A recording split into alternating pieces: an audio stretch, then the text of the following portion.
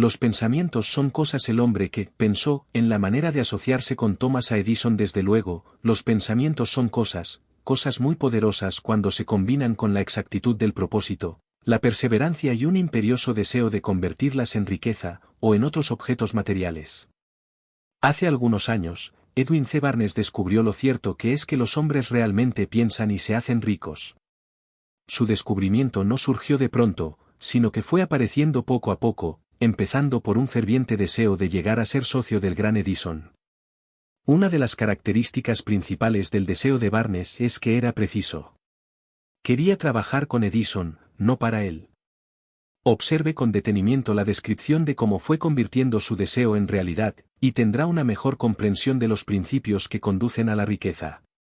Cuando apareció por primera vez en su mente, Barnes no estaba en posición de actuar según ese deseo, o impulso del pensamiento. Dos obstáculos se interponían en su camino. No conocía a Edison, y no tenía bastante dinero para pagarse el pasaje en tren hasta Orange, New Jersey. Estas dificultades hubieran bastado para desanimar a la mayoría de los hombres en el intento de llevar a cabo el deseo. Pero el suyo no era un deseo ordinario. El inventor y el vagabundo Barnes se presentó en el laboratorio de Edison, y anunció que había ido a hacer negocios con el inventor. Hablando de su primer encuentro con Barnes, Edison comentaba años más tarde: estaba de pie ante mí, con la apariencia de un vagabundo, pero había algo en su expresión que transmitía el efecto de que estaba decidido a conseguir lo que se había propuesto. Yo había aprendido, tras años de experiencia, que cuando un hombre desea algo tan imperiosamente que está dispuesto a apostar todo su futuro a una sola carta para conseguirlo, tiene asegurado el triunfo. Le di la oportunidad que me pedía, porque vi que él estaba decidido a no ceder hasta obtener el éxito. Los hechos posteriores demostraron que no hubo error. No podía haber sido el aspecto del joven lo que le proporcionara su comienzo en el despacho de Edison, ya que ello estaba definitivamente en su contra. Lo importante era lo que él pensaba. Barnes no consiguió su asociación con Edison en su primera entrevista. Obtuvo la oportunidad de trabajar en el despacho de Edison, por un salario insignificante. Transcurrieron los meses. En apariencia, nada había sucedido que se aproximase al codiciado objetivo que Barnes tenía en mente como su propósito inicial y preciso. Pero algo importante estaba sucediendo en los pensamientos de Barnes. Intensificaba constantemente su deseo de convertirse en socio de Edison. Los psicólogos han afirmado, con todo acierto, que, cuando uno está realmente preparado para algo, aparece. Barnes se hallaba listo para asociarse con Edison. Además, estaba decidido a seguir así hasta conseguir lo que buscaba. No se decía a sí mismo: vaya, no hay manera. Supongo que acabaré por cambiar de idea y probaré un trabajo de vendedor. En vez de eso, se decía: he venido aquí a asociarme con Edison, y eso es lo que haré aunque me lleve el resto de la vida. ¿Estaba convencido de ello? ¿Qué historia tan diferente contarían los hombres si adoptaran un propósito definido, y mantuvieran ese propósito hasta que el tiempo lo convirtiese en una obsesión obstinada? Quizás el joven Barnes no lo supiera en aquel entonces, pero su determinación inconmovible, su perseverancia en mantenerse firme en su único deseo, estaba destinada a acabar con todos los obstáculos, y a darle la oportunidad que buscaba. Los inesperados disfraces de la oportunidad. Cuando la oportunidad surgió, apareció con una forma diferente y desde una dirección distinta de las que Barnes había esperado. Ese es uno de los caprichos de la oportunidad. Tiene el curioso hábito de aparecer por la puerta de atrás, y a menudo viene disimulada con la forma del infortunio, o de la frustración temporal. Tal vez por eso hay tanta gente que no consigue reconocerla. Edison acababa de perfeccionar un nuevo invento, conocido en aquella época como la máquina de dictar de Edison. Sus vendedores no mostraron entusiasmo por aquel aparato. No confiaban en que se pudiera vender sin grandes esfuerzos. Barnes vio su oportunidad, que había surgido discretamente, oculta en una máquina estrambótica que no interesaba más que a Barnes y al inventor. Barnes supo que podría vender la máquina de dictar de Edison. Se lo sugirió a este, y, de inmediato, obtuvo su oportunidad. Vendió la máquina. En realidad, lo hizo con tanto éxito que Edison le dio un contrato para distribuirla y venderla por toda la nación. A partir de aquella asociación, Barnes se hizo rico, pero también consiguió algo mucho más importante, demostró que uno, realmente, puede pensar y hacerse rico. No tengo forma de saber cuánto dinero en efectivo reportó a Barnes su deseo. Tal vez fueran 2 o 3 millones de dólares, pero la cantidad, cualquiera que sea, se torna insignificante cuando se la compara con la posesión que adquirió en forma de conocimiento definido de que un impulso intangible se puede transmutar en ganancias materiales mediante la aplicación de principios conocidos. Barnes literalmente se pensó en asociación con el gran Edison. Se pensó dueño de una fortuna. No tenía nada con que empezar, excepto la capacidad de saber lo que deseaba, y la determinación de mantenerse fiel a ese deseo hasta haberlo realizado. A un metro del oro, una de las causas más comunes del fracaso es el hábito de abandonar cuando uno se ve presa de una frustración temporal. Todos son culpables de este error en un momento u otro. Un tío de R.V. Darby fue presa de la fiebre del oro, en los días en que era una fiebre endémica, y se fue al oeste a cavar para hacerse rico. No sabía que se ha sacado más oro de los pensamientos de los hombres que de la tierra. Obtuvo una licencia y se fue a trabajar con el pico y la pala. Después de varios meses de trabajo obtuvo la recompensa de descubrir una veta de mineral brillante. Necesitaba maquinaria para extraer el mineral. Con discreción, cubrió la mina, volvió sobre sus pasos a su hogar en Williamsburg, Maryland, y les habló a sus parientes y a algunos vecinos del hallazgo. Todos reunieron el dinero necesario para la maquinaria, y la enviaron a la mina. Darby y su tío volvieron a trabajar en ella. Extrajeron el primer carro de mineral y lo enviaron a un fundidor. Las utilidades demostraron que poseían una de las minas más ricas de Colorado. Con unos pocos carros más de mineral saldarían todas las deudas. Entonces empezarían a ganar dinero en grande. Hacia abajo fueron los taladros. Muy alto llegaron las esperanzas de Darby y de su tío. Entonces sucedió algo. El filón de mineral brillante desapareció. Habían llegado al final del arco iris, y la olla de oro no estaba allí. Perforaron en un desesperado intento para volver a encontrar la veta, pero fue en vano. Finalmente, decidieron abandonar. Vendieron la maquinaria a un chatarrero por unos pocos centenares de dólares, y tomaron el tren de vuelta a casa. El chatarrero llamó a un ingeniero de minas para que mirara la mina e hiciera una prospección. El ingeniero le informó de que el proyecto había fracasado porque los dueños no estaban familiarizados con las vetas falsas. Sus cálculos indicaban que la veta reaparecería a un metro de donde los Darby habían dejado de perforar. Allí fue precisamente donde fue encontrada. El chatarrero extrajo millones de dólares en mineral de aquella mina porque supo buscar el asesoramiento de un experto antes de darse por vencido. Nunca me detendré porque me digan no. Mucho tiempo después, Darby se resarció sobradamente de su pérdida, cuando descubrió que el deseo se puede transmutar en oro. Eso le ocurrió después de que ingresara en el negocio de la venta de seguros de vida. Recordando que había perdido una inmensa fortuna por haber dejado de perforar a un metro del oro, Darby aprovechó esa experiencia en el trabajo que había elegido, con el sencillo método de decirse a sí mismo, me detuve a un metro del oro, pero nunca me detendré porque me digan no cuando yo trate de venderles un seguro. Darby se convirtió en uno de los pocos hombres que venden $1 millón anuales en seguros. Su tenacidad se la debía a la lección que había aprendido de su deserción en el negocio de la mina de oro. Antes de que el éxito aparezca en la vida de cualquier hombre, es seguro que éste se encontrará con muchas frustraciones temporales, y tal vez con algún fracaso. Cuando la frustración se adueña del hombre, lo más fácil y más lógico que puede hacer es abandonar. Eso es lo que la mayoría de los hombres hace. Más de 500 de los hombres más prósperos que han conocido los Estados Unidos le han dicho al autor que sus mayores éxitos surgieron un paso más allá del punto en que la frustración se había apoderado de ellos. El fracaso es un embustero con un mordaz sentido de la ironía y la malicia. Se deleita en hacernos tropezar cuando el éxito está casi a nuestro alcance. Una lección de perseverancia de 50 centavos poco después de que Darby se doctorase en la Universidad de los Porrazos, y decidiera aprovechar su experiencia en el asunto de la mina de oro, tuvo la buena fortuna de estar presente en una ocasión que le demostró que no está muy lejos de no. Una tarde ayudaba a su tío a moler trigo en un viejo molino. Este dirigía una granja grande, donde vivían cierto número de granjeros arrendatarios de color. La puerta se abrió silenciosamente, y una niña, hija de uno de los arrendatarios, entró y se situó junto a la puerta. El tío levantó la vista, miró a la niña y gritó con aspereza: «¿Qué quieres?». «Mi mamá dice que le mande 50 centavos», respondió, humilde, la niña.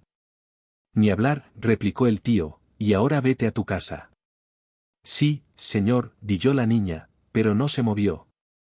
El tío siguió con su trabajo, tan ocupado que no prestó atención a la niña y no se dio cuenta de que no se había marchado. Cuando volvió a levantar la mirada y la vio allí parada, gritó: «He dicho que te vayas a tu casa. Ahora, márchate o te daré una paliza». «Sí, señor», dijo la niña, pero siguió inmóvil. El tío dejó un saco de grano que estaba por echar en la tolva del molino, cogió una duela de barril y empezó a acercarse a la niña con una expresión poco tranquilizadora. Darby contuvo el aliento. Estaba seguro de hallarse a punto de presenciar una paliza. Sabía que su tío tenía un temperamento terrible. Cuando su tío llegó donde estaba la niña, ella dio un rápido paso al frente, le miró a los ojos, y gritó con todas sus fuerzas: «Mi mamá necesita esos 50 centavos». El tío se detuvo, la miró unos instantes, y luego dejó lentamente la duela de barril a un lado, se metió la mano en el bolsillo, sacó $10 y se lo dio a la niña. Ella cogió el dinero y se encaminó despacio hacia la puerta, sin quitar los ojos del hombre al que acababa de vencer. Después de que la niña se hubo marchado, el tío se sentó en una caja y permaneció mirando por la ventana durante más de 10 minutos. Estaba reflexionando, sorprendido, sobre la derrota que acababa de sufrir. Darby también se hallaba pensativo. Esa era la primera vez en su vida que había visto a una criatura de color dominar a un blanco adulto. ¿Cómo lo había hecho? ¿Qué le había ocurrido a su tío para que perdiera su ferocidad y se volviera tan dócil como un cordero? ¿Qué extraño poder había empleado esa niña para hacerse dueña de la situación? Estas y otras preguntas similares destellaban en la mente de Darby, pero no halló las respuestas hasta muchos años después, cuando me relató la historia. Curiosamente, el relato de esa inusual experiencia la escuché en el viejo molino, el mismo sitio donde su tío recibió esa lección. El extraño poder de una niña en aquel viejo molino polvoriento. El señor Darby me relató la historia del extraño triunfo, y terminó preguntándome: ¿cómo entiende esto? ¿Qué extraño poder tenía esa niña, para dominar por completo a mi tío? La respuesta a esa pregunta la encontrará en los principios que se describen en este libro. La respuesta es categórica y completa. Contiene detalles e instrucciones suficientes para que cualquiera comprenda y aplique la misma fuerza con la que ella se encontró de forma accidental. Manténgase alerta, y observará el extraño poder que acudió en ayuda de la niña. Tendrá un atisbo de ese poder en el próximo capítulo. En alguna parte del libro encontrará una idea que aguzará sus poderes receptivos, y pondrá a su alcance, para su propio beneficio, ese mismo poder irresistible. La comprensión de él puede aparecer ante usted en el primer capítulo, o tal vez surja en su conciencia más adelante. Puede presentarse en forma de una sola idea. O quizá la encuentre en la naturaleza de un plan, o en un propósito. Una vez más, puede hacerle volver sobre sus pasadas experiencias de frustración o de fracaso, para aportar alguna lección mediante la cual usted recupere todo lo que había perdido en su fracaso. Después de haberle explicado al señor Darby el poder que la niña de color había empleado quizá sin saberlo, él repasó enseguida sus 30 años de experiencia en la venta de seguros de vida, y estuvo francamente de acuerdo en que su éxito en ese campo se debía, en gran parte, a la lección que había aprendido de la pequeña. El señor Darby señaló: cada vez que un posible comprador trataba de deshacerse de mí, sin hacerse el seguro, yo visualizaba a la niña, parada en el viejo molino, con sus ojazos desafiantes, y me decía a mí mismo: tengo que conseguir esta venta. La mejor parte de las ventas que he hecho han sido a gente que me había dicho no. El señor Darby también recordó su error al haberse detenido a 1 metro escaso del oro. Pero esa experiencia fue una bendición encubierta. Me enseñó a seguir insistiendo sin que importasen las dificultades, y fue una lección que necesité aprender antes de poder tener éxito en cualquier campo. Esta historia del señor Darby y de su tío, de la niña y de la mina de oro, sin duda la leerán centenares de hombres que se ganan la vida vendiendo seguros de vida, Y el autor desea ofrecer a todos ellos la sugerencia de que Darby le debe a esas dos experiencias su capacidad para vender más de $1 millón anuales en seguros de vida. Las experiencias del señor Darby fueron bastante comunes y triviales, y, sin embargo, contienen la respuesta de su destino en la vida, por lo tanto fueron tan importantes como su propia vida. Sacó provecho de ellas porque las analizó, y supo ver lo que le enseñaban. Pero, ¿qué hay del hombre que no tiene el tiempo ni la inclinación para estudiar el fracaso en busca del conocimiento que pueda conducirlo al éxito? ¿Dónde y cómo va a aprender el arte de convertir los fallos en escalones hacia la oportunidad? Para responder a esas preguntas se ha escrito este libro. Todo lo que usted necesita es una buena idea. La respuesta se expone en una descripción de 13 principios, pero recuerde, a medida que vaya leyendo, que la respuesta que quizás usted está buscando a las preguntas que le han hecho reflexionar en los misterios de la vida, puede encontrarla en usted mismo, a través de alguna idea, plan o propósito que tal vez surja en su cerebro durante la lectura. Una buena idea es todo lo que se necesita para alcanzar el éxito. Los principios descritos en este libro contienen medios y maneras de crear ideas útiles.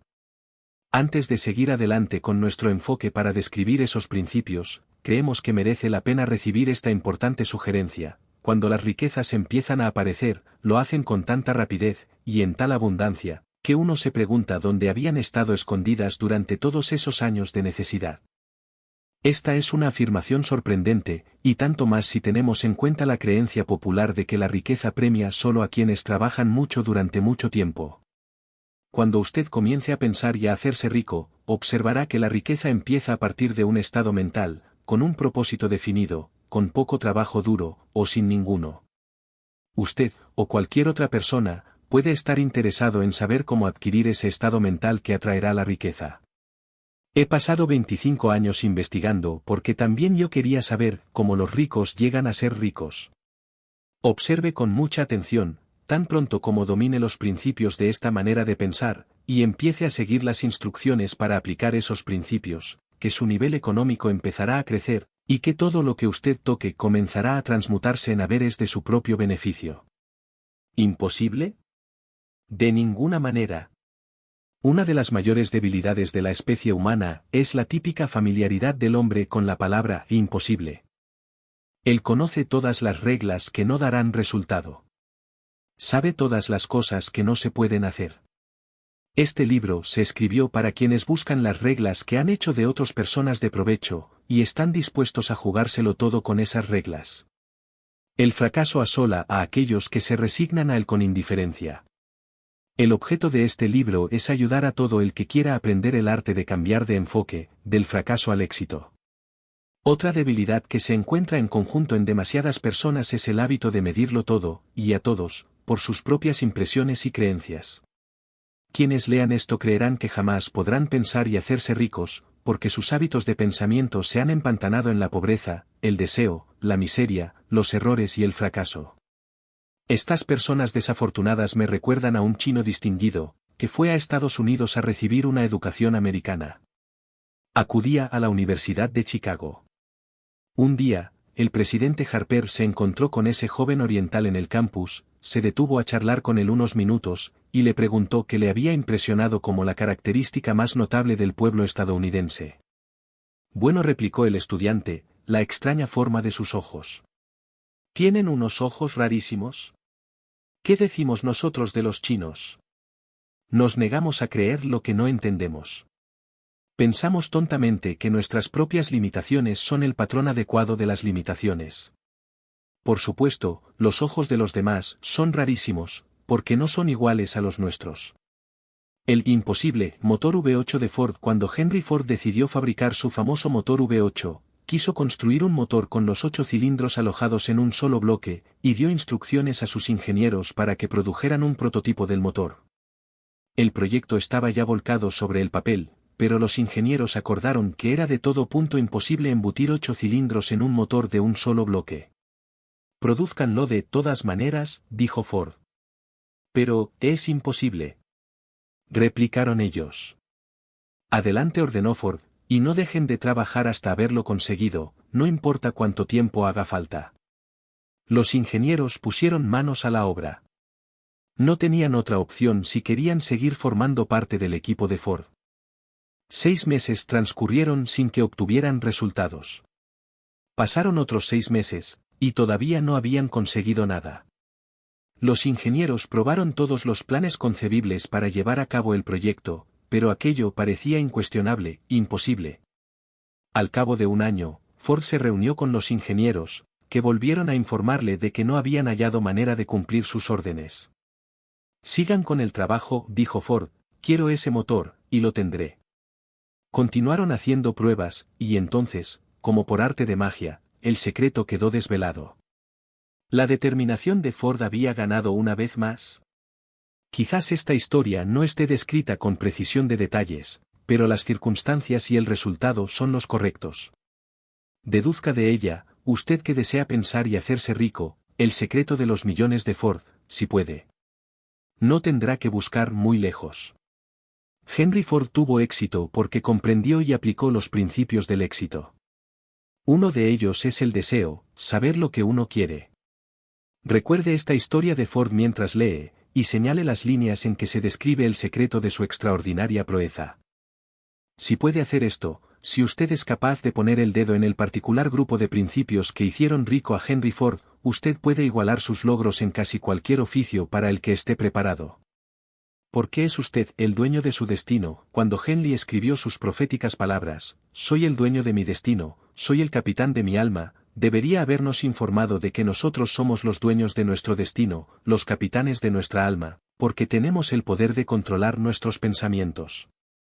Debería habernos dicho que nuestro cerebro se magnetiza con los pensamientos dominantes que vamos en la mente, y que, por mecanismos que nadie conoce bien, estos imanes atraen hacia nosotros las fuerzas, las personas, las circunstancias de la vida que armonizan con la naturaleza de nuestros pensamientos dominantes. Debería habernos dicho que, antes de poder acumular riquezas en abundancia, tenemos que magnetizar nuestra mente con un intenso deseo de riqueza, que hemos de tomar conciencia de la riqueza hasta que el deseo por el dinero nos conduzca a hacer planes definidos para adquirirlo. Pero, al ser un poeta, y no un filósofo, Henley se contentó con afirmar una gran verdad de manera poética, dejando que sus lectores interpretaran el significado filosófico de sus líneas. Poco a poco, la verdad ha ido desvelándose, hasta que ahora parece cierto que los principios descritos en este libro contienen el secreto del dominio sobre nuestro destino económico.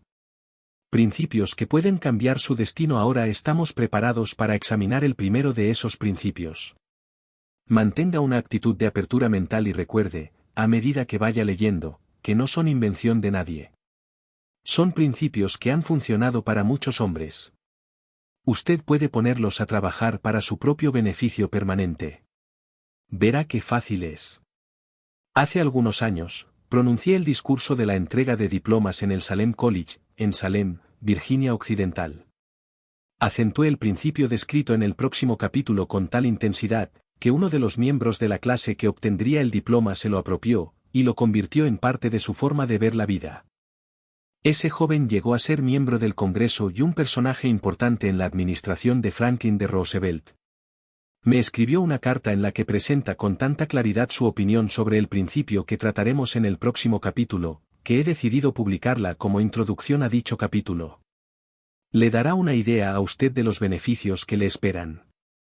Estimado Napoleón, dado que mi servicio como miembro del Congreso me ha proporcionado cierta comprensión de los problemas de hombres y mujeres, le escribo para ofrecerle una sugerencia que puede ser útil a millares de personas. En 1922, usted pronunció un discurso en la entrega de diplomas en el Salem College, cuando yo era miembro de la clase que los recibiría.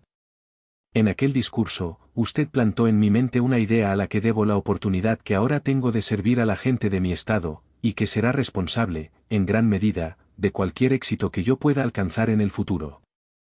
Recuerdo, como si hubiese sido ayer, la maravillosa descripción que usted hizo del método por el que Henry Ford, con muy pocos estudios, sin $1, sin amigos influyentes, llegó tan alto. Entonces resolví, incluso antes de que usted hubiera acabado su discurso, que me haría un lugar en la vida, sin que importara cuántas dificultades tuviera que afrontar. Millares de jóvenes terminarán sus estudios universitarios este año, y los años venideros. Cada uno de ellos estará buscando un mensaje tan alentador como el que yo recibí de usted. Querrán saber a dónde acudir, qué hacer, cómo empezar en la vida. Usted puede decírselo, porque ha ayudado a resolver los problemas de mucha gente. En Estados Unidos hay en la actualidad miles de jóvenes que quisieran saber cómo convertir sus ideas en dinero, gente que debe empezar desde abajo, sin dinero, y amortizar sus pérdidas. Si alguien puede ayudarles, es usted. Si publica el libro, me gustaría tener el primer ejemplar que salga de la imprenta, autografiado por usted. Con mis mejores deseos, créame, cordialmente suyo, Jennings Randolph. 35 años después de haber leído aquel discurso, fue un placer para mí regresar al Salem College en 1957 para hacer el discurso de la entrega de diplomas. En aquel entonces recibí el título de doctor honorario de literatura del Salem College. Desde aquella ocasión, en 1922, he visto prosperar a Jennings Randolph hasta llegar a ser ejecutivo de una de las más importantes líneas aéreas de la nación, un orador muy inspirado, y senador de Estados Unidos por Virginia Occidental. Todo aquello que la mente humana pueda concebir y creer se puede alcanzar.